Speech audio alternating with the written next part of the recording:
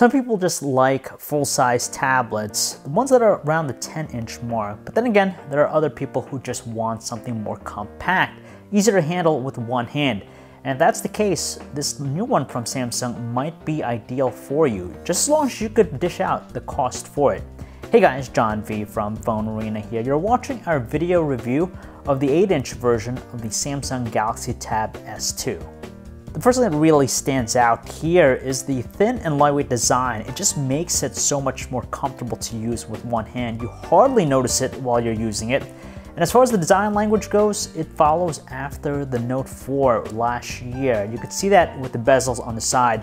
Gone is the dimpled pattern from last year's Tab S 8.4.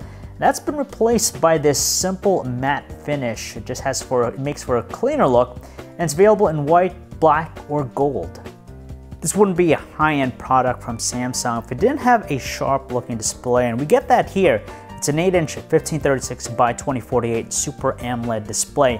Technically speaking, it's a smaller size and it is a lower resolution than last year's offering. But despite that, it still produces some sharp-looking details that are pleasing to the eye. And on top of that, it has some improvements too in the form of a 6800 Kelvin color temperature. You have a 2.18 gamma value, and best of all, it has even better color reproduction than last year's unit. It provides for some realistic, true-to-life color tones as opposed to the saturated ones we were exposed to last year's unit. However though, it's kind of tough to view outdoors with the sun present because it has only a 387 nit luminance. If you're looking to get a lot of work done on the road, you'll get plenty of that with the Touchwiz Ui experience it has to offer on top of Android 5.1.1 Lollipop.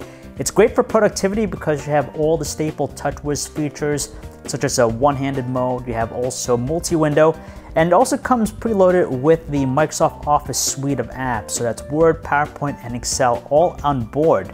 You also get a pretty fast performance with its Samsung Exynos 5433 chip with 3 GB of RAM. So when it comes to some superficial tasks, it handles with ease. Even with the multi-window, it does a pretty good job. But when it comes to the graphics processing performance, it does produce some choppier results. It even has a pretty decent camera performance. It's outfitted with an 8-megapixel rear camera with an f1.9 aperture lens, and around the front you have a 2.1 megapixel camera. Now there's a lot of shooting modes with the camera interface, so that's what we like about it. And there's even a pro mode just like its smartphones, but unlike them, you don't have the adjustment for the shutter speed, so just know that. Despite that, it takes some pretty good shots, especially for a tablet. You'll get a lot of good details capture, especially with close-ups or macro shots. And the Hdr mode works pretty well in balancing the exposure without applying too many artificial qualities. Under low light though, of course we see diminished performance. You tend to get smudgier looking details, but they're still kind of brightly lit compared to some other tablets. And it has up to Quad HD video recording as well if you want a lot of details capture. But at that resolution, it has a tougher time adjusting the focus, but it seems that 1080p does a better job of that. You're going to get average battery life with this. In our battery benchmark test, it achieves a mark of 7 hours and 4 minutes, which isn't outstanding, but still good enough. In our normal day-to-day use, we tend to get 1 day out of it, but it's something we recommend charging nightly. Despite that, you're going to get a pretty fast charge time of 152 minutes, which is better than most of the other tablets out there. Even with its great features and performance, the one thing that really sticks out in our mind is just that lower resolution display. It's less than last year's offering. Generally speaking, we expect better with successors, an improvement or at least the same exact resolution from before. On top of that, you have a weaker brightness output this time, which makes it tough to view outdoors. On top of that, they've removed the IR blaster from last year's offering, so that's one less feature you're not going to get with this newer model.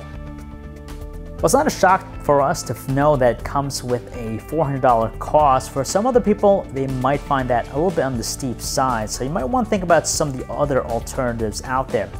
For example, you have the Asus ZenPad S 8.0, which is similarly spec'd, but only at $300. And if you want to spend less, you could pick up something like the Lenovo Yoga Tab 3, the 8-inch version, that sells for $180.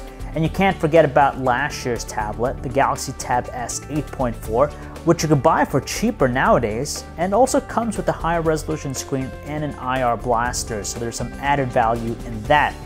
At the end of the day, the Samsung Galaxy Tab S2 8-inch is worth it if you could pay its higher $400 cost.